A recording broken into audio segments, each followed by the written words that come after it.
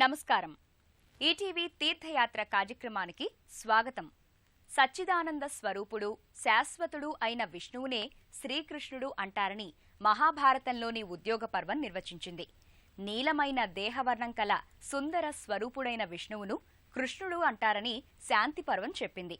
ఎవరి పట్ల ఎనలేని భక్తిని చాటుకోవాలో, ఏ దైవం పట్ల మనస్సు సదా అనుసంధానమై ఉండాలో, ఎవరు జగదానంద కారకుడో, ఎవరు మంగళ స్వరూపుడో అతడే శ్రీకృష్ణ పరమాత్మ అని దేవీ భాగవతం వివరించింది. ఇలా శ్రీకృష్ణునికి సంబంధించి ఎన్నో నిర్వచనాలు, అంతరార్థాలు ఉన్నాయి. గోపీజన బృందాన్ని రక్షించడం కోసం గోవర్ధనగిరిని ఎత్తిన వాసుదేవుడు దీనజన బాంధవుడు. ఆ రూపంలో గోవర్ధన స్వామిగా స్వామి అవతరించిన దివ్య క్షేత్రం గుంటూరు జిల్లా తెనాలిలో నెలకొని ఉంది.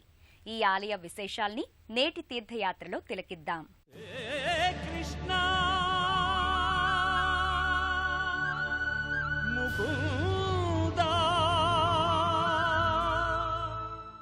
కర్షతి చిత్తమితి కృష్ణః అని అమరం చెబుతోంది.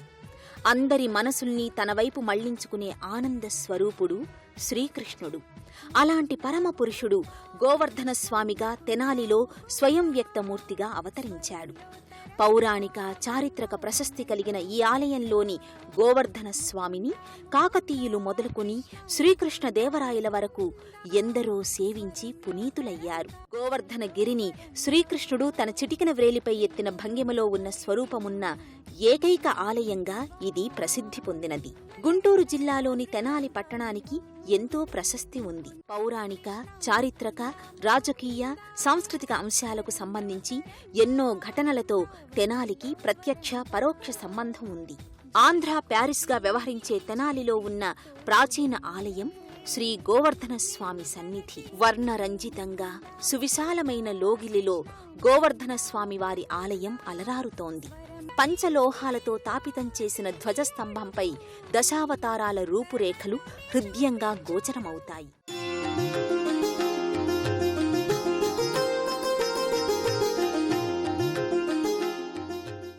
ఈ ధ్వజస్తంభ సమక్షంలోనే గరుడ స్తంభం ఉంటుంది. ఇది శ్రీకృష్ణదేవరాయలు తన విజయ యాత్రకు చిహ్నంగా ఇక్కడ దీనిని స్వయంగా ఏర్పాటు చేశాడు. రాయలవారి శౌర్య ప్రతాపాలకు, విజయ పరంపరకు, ఆధ్యాత్మిక పిపాసకు ఈ గరుడ స్తంభం ప్రత్యక్ష నిదర్శనమై నిలుస్తోంది. సాక్షాత్తు పరమాత్మ భూమిపై నడయాడితే ఎలా ఉంటుంది అనే భావనకు సాకార రూపమే శ్రీకృష్ణావతారం. శ్రీహరి తన నారాయణ తత్వాన్ని ప్రస్ఫుటంగా ప్రకటించిన అవతారమిది. ఆదర్శ, ఆరాధ్య భావాల సమాహారాలుగా ఈ అవతారం కొనసాగింది. గోవర్ధనగిరి ధర గోవింద, గోకుల బాలక పరమానంద అంటూ కృష్ణలీలా తరంగిణిని భక్తులు కీర్తించిన ఆ స్వరూపం గోవర్ధనోద్ధార శ్రీకృష్ణుడు. గోవర్ధన స్వామిగా అవతరించిన శ్రీకృష్ణుడు గర్భాలయంలో దివ్య కాంతుల్ని వెదజల్లుతూ భక్తాభీష్ట వరదాయకునిగా పూజలందుకుంటున్నాడు. గర్భాలయంలో తన చిటికిన వేలిపై గోవర్ధనగిరిని ఎత్తిన విలక్షణ రూపంలో శ్రీకృష్ణుని దివ్యమంగళ విగ్రహం గోచరమవుతుంది. సంపూర్ణ పంచలోహ కవచాలంకృతంగా గోవర్ధన స్వామి ప్రకటితమవుతాడు.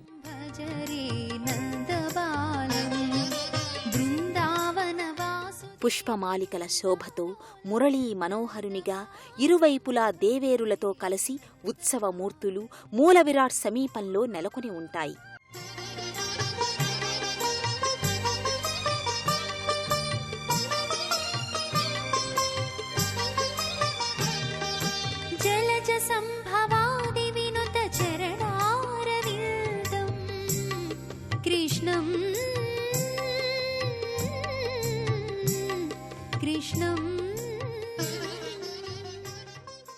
ఇంద్రుడు అహంకారంతో తనని పూజించలేదని గోకులంపై కక్షబూనాడు. వారిపై కక్ష సాధించడానికి వాయువు, వరుణుడు వంటి దిక్పాలకుల్ని వారిపై ప్రకటించాడు. అప్పుడు శ్రీకృష్ణుడు గోవర్ధనగిరిని ఎత్తి గోకులాన్ని, గోపీజనాన్ని, గోవుల్ని రక్షించాడు. దీనజన బాంధవునిగా కృష్ణ పరమాత్మ తన లీలా విశేషాలను ప్రకటించాడు. ఆ రూప విశేషం ఈ గర్భాలయంలో నయనమోహనంగా ప్రకటితమవుతోంది. పరమపావనమైన శ్రీకృష్ణ నామం లోకాల్ని సులువుగా ఉద్ధరించడానికి దోహదం చేస్తుందని శృతి స్మృతులు చెబుతున్నాయి. ఈ కలికాలంలో కృష్ణనామ సంకీర్తనం వల్లనే మానవులు ముక్తులవుతారని శుకబ్రహ్మ పరీక్షిత్తుకు ప్రబోధించాడు. అలాంటి కృష్ణుడు గోవర్ధన పర్వతాన్ని చిటికెన వ్రేలిపై అలవోకగా మోసే రీతిలో స్వామి తన లీలామానుష వేషతత్వాన్ని ప్రకటిస్తున్నాడు. వేణుగాన లోలునిగా తన నాదస్వరూపాన్ని చూపిన ఈ పరంజ్యోతి పాంచజన్య శంఖాన్ని పలికించి జాగృతి కలిగించాడు. మనల్ని ఓదార్చి మైమరపించి వెన్నుతట్టి బాసటగా నిలచి గమ్యాన్ని నిర్దేశించి జీవితానికి పరిపూర్ణతనివ్వగలిగిన పరమ దైవం శ్రీకృష్ణుడు. ఆయనే ఈ గోవర్ధన స్వామి.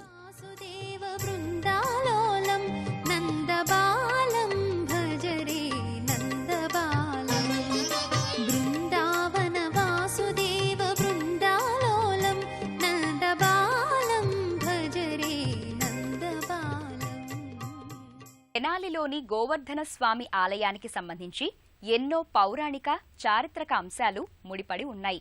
త్రేతాయుగంలో పరశురాముడు క్షత్రియ సంహారం చేసిన పాపాన్ని ప్రక్షాళన చేసుకోదలిచాడు. అందుకోసం కశ్యప ప్రజాపతికి దట్టమైన అరణ్యములతో కూడిన ప్రాంతాన్ని దానంగా సమర్పించాడు. ఆ దండకారణ్య ప్రాంతంలోనిదే నేటి తెనాలి. కాలక్రమంలో ఈ అరణ్యమే జనబాహుళ్యంతో విస్తరించింది. కాకతీయుల పాలనలో ఉన్న ఈ ప్రాంతం తర్వాత నృసింహదేవరాయల అధీనంలోకి వచ్చింది. శాలివాహన శకం సౌమ్యనామ సంవత్సరం కార్తీక శుద్ధ ఏకాదశి నాడు జగన్నాథ వల్లభుడనే భక్తునికి స్వామి స్వప్నంలో తన ఉనికిని తెలియజేశాడు. జగన్నాథ వల్లభునికి స్వామి స్వప్నంలో కనిపించి ఊరికి ఉత్తరంగా పాలు స్రవించే చెట్టు క్రింద తాను భూగర్భంలో ఉన్నానని చెప్పాడు.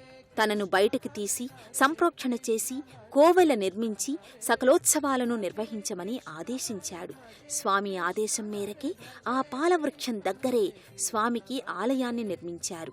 పాలవృక్షం సమీపంలోనే చెరువు ఉండడంతో అది తీవ్ర వర్షాలకు ముంపునకు గురయ్యింది. దాంతో భక్తులు పాత తెనాలి పట్టణంలో పాటిమట్టి దిబ్బగల ప్రదేశంలోనికి స్వామివారి విగ్రహాన్ని పునఃప్రతిష్ఠించి ఆలయాన్ని నిర్మించారు.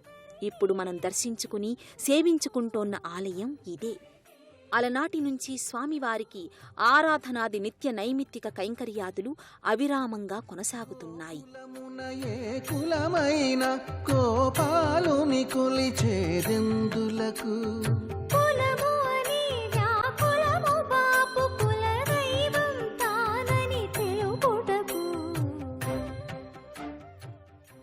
తెనాలి శ్రీ గోవర్ధన స్వామి ఆలయం సమీపంలోనే శ్రీ వేణుగోపాలస్వామి వారి ఆలయం నెలకొని ఉంటుంది. సువిశాల ప్రాంగణంలో ఉన్న ఈ ఆలయం వర్ణరంజితంగా శోభిల్లుతోంది. ఎంతో అరుదైన వేణుగోపాలస్వామి దివ్య మంగళ విగ్రహం గర్భాలయంలో ఉండటం ఇక్కడ ప్రత్యేకత. గోవర్ధన స్వామివారి అంతరాలయంలో కుడివైపున చతుర్భుజి అయిన అమ్మవారు, ఎడమవైపున గోదాదేవి నెలకొని ఉంటారు. మరోవైపున వైఖానస మహర్షి విగ్రహం ప్రత్యేకంగా అమరి ఉంటుంది. ఇదే సన్నిధిలో పన్నిద్దరాళ్వార్ల మూర్తులుంటాయి. వైష్ణవ మతోద్ధారకులైన ఈ మూర్తుల్ని తిరునక్షత్ర సందర్భంలో ఇక్కడ ఆరాధనోత్సవాలని నిర్వహిస్తారు. తెనాలి శ్రీ గోవర్ధన స్వామివారి ఆలయంలో ఎంతో అరుదైన ఆంజనేయ స్వామి ఆలయం ఉంది. ఈ స్వామిని వీర ప్రతాప ఆంజనేయ స్వామిగా వ్యవహరిస్తారు. ధైర్యం, అభయం, ఆనందం, కార్యసిద్ధి లభించడానికి దుష్టశక్తులు, గ్రహదోషాల నివారణ కోసం వీరప్రతాప ఆంజనేయ స్వామిని భక్తులు ఆరాధిస్తారు. గోవర్ధన స్వామి చెంతనే ఉన్న వీరప్రతాప ఆంజనేయ స్వామి సింధూరవర్ణ శోభితంగా నేత్రద్వయం, మీసకట్టు, తిరునామం, కిరీటాది అలంకారాలతో అనంత తేజో విరాజితంగా ప్రకటితమవుతాడు. ఆంజనేయుని చెంతని ఆంజనేయుని దివ్య తేజస్సు, సువర్చస్సు, సూర్యపుత్రిక అయిన సువర్చలాదేవి మూర్తి ఉంటుంది. వీరప్రతాప ఆంజనేయ స్వామి సకల మనోభీష్ట ప్రదాత. ఎక్కడ రామనామం ప్రకటితమవుతుందో అక్కడ ఆంజనేయుడు శ్రీరామదాసునిగా కొలువుతీరి ఉంటాడు.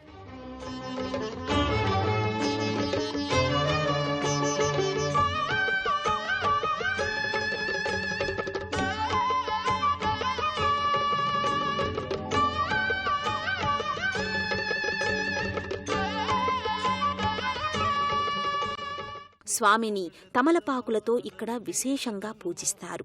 వేద పండితుల మంత్రోచ్చారణలతో, భజనలతో, ఆరాధనాది కైంకర్యాదులతో ఈ ఆలయం నిత్యం శోభాయమానంగా ఉంటుంది. వైఖానస ఆగమోక్తంగా నిత్యోత్సవాలు మొదలుకొని బ్రహ్మోత్సవాలను ఇక్కడ నిర్వహిస్తారు. నందబాలం భజరే నందబాలం బృందావన వాసుదేవ వృందలోలం.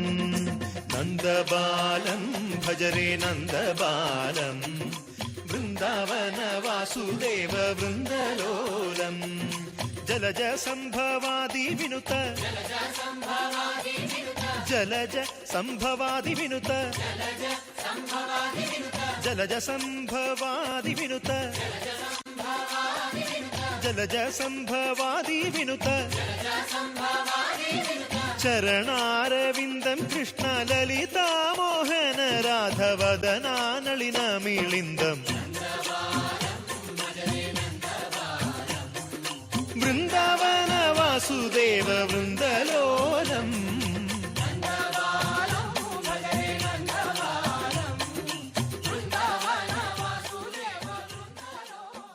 ఎవరు ఏ విధంగా ఆశ్రయిస్తారో వారిని ఆ విధంగా అనుగ్రహిస్తాను అని గీతాచార్యునిగా బోధించిన పరమాత్ముడు శ్రీకృష్ణుడు.